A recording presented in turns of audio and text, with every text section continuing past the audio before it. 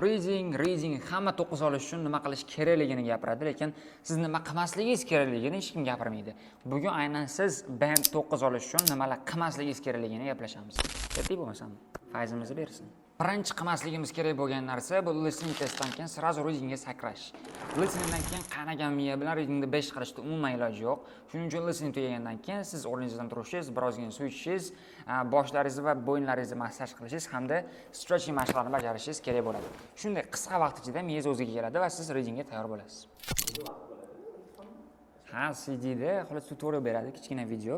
Videoni ko'rib bo'lgandan keyin reading testiga tayyormisiz degan savol bo'ladi. Savolni bossangiz, keyin boshlanadi. Shungacha bemalol kelishib oling. Paper sheetlarni tarqatguncha o'zi yarim soat vaqt bo'ladi. Bemalol o'sha vaqtda kelishib, o'zi kelyapsiz bo'ladi. Ikkinchi qilmasligimiz kerak bo'lgan narsa passageni o'qish, savollarga borish, savoldan qaytib passagega kelish, yana qaytib savollarga borish. Ya'ni qayta o'qish. Bu juda ham katta xato va juda ham ko'p vaqtingizni oladi. Eng yomon tarafi esa siz javoblarni topa olmaysiz.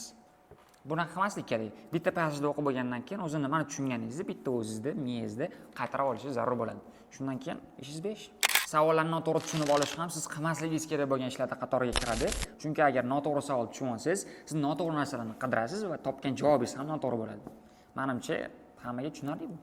Keyingisi bitta savolga juda ham ko'p vaqt sarflash. Ba'zida bizda Cambridge'dagi brattanlar atela passagega qiyin savollar qo'yib qo'yishadi. Agar mana shu savolga siz 10 minutdan ko'proq vaqt sarflaydigan bo'lsangiz, qolgan savollarga vaqtingiz yetmaydi va juda ham past ball olasiz. Undan ko'ra shu savolni tashlab ketib, boshqa savollarni ko'rib chiqib bo'lgandan keyin bu savolga qaytib kelish yaxshiroq bo'ladi. Agar mabodo topa olmasangiz ham bu savolda siz qolgan javoblaringiz tayyorligi hisobiga anchalik yaxshiroq ball olasiz. Shu. Number 5.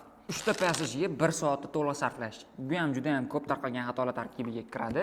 Agar siz umuman 1 soat hammasini readingga sarflaydigan bo'lsangiz, siz transfer qilishga, ya'ni javoblar varaqasiga javoblaringizni ko'chirishga vaqt ulgurmaysiz. Natijada 0 ball olasiz. Yoki CD topshirish kerak, tinchgina. Biz o'zbeklar ko'p yozishda juda ham yomon ko'ramiz, lekin nimagadir shu readingda so'ragandan ko'ra ko'proq yozib qo'yamiz. Bitta so'z yozilgan bo'lsa, o'shda 2 ta yoki 3 ta. Aka, nima yozilmaydi? Kam yoziladi. Note completion savollari bor. Biz o'zbeklar writing qismini juda ham yomon ko'ramiz, lekin ana readingda ba'zi javoblarda yozish kerak bo'ladi. Misol uchun note completion yoki sentence completion savollarida mana shu joyda ba'zi o'quvchilar so'ralgandan ko'ra ko'proq so'z yozib qo'yishadi. Bu ham o'sha qilmasligimiz kerak bo'lgan ishlarda qatoriga kiradi. Agar sizdan bitta so'z so'ragan bo'lsa, iltimos baraka topkir, faqat bitta so'z yozing. 2 ta emas, 3 ta emas, 4 ta emas, please. Aynan shunaqa write one word only degan joyiga qarash kerak. Ataylar biz uchun qorada katta harf bilan yozib qo'yganda shuni. Keyingi qilmasligimiz kerak bo'lgan narsa bu to'g'ridan to'g'ri taxmin qilmaslik. 6-sinfda biz adabiyot o'qituvchimiz test ishlayotganda bilmaslikdan bilishlik degan strategiya o'rgatgan.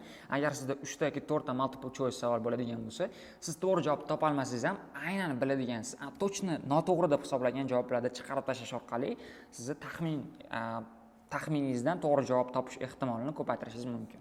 Misol uchun sizda 4 ta variant bor, ikkitasini to'g'ri bilmaysiz xatoligini, 50-50 bittasini taxmin qilasiz va siz 50% holatlarda to'g'ri topasiz. 25% o'rniga menimcha ancha zo'r, ko'pchilik biladigan strategiya, lekin kamchilik ishlatadi. Oxirgi qilmasligimiz kerak bo'lgan narsa bu kitob o'qimaslik. Ya'ni kitob o'qimaslik, qilmasligimiz kerak. Bu degani kitob o'qishimiz kerak.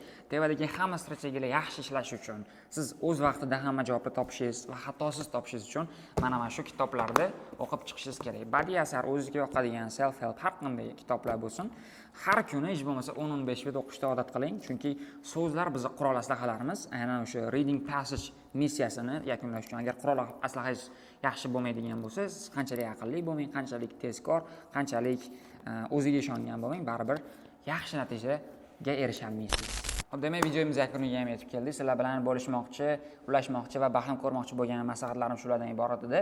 Endi sizlarga bitta savol, nima deb o'ylaysizlar imtihon jarayonida, ya'ni nimalarni biz qilmasligimiz kerak bo'ladi? Bularni kommentariyga yozib qo'yinglar. Ko'rishamiz kommentariyada. Sog' bo'linglar.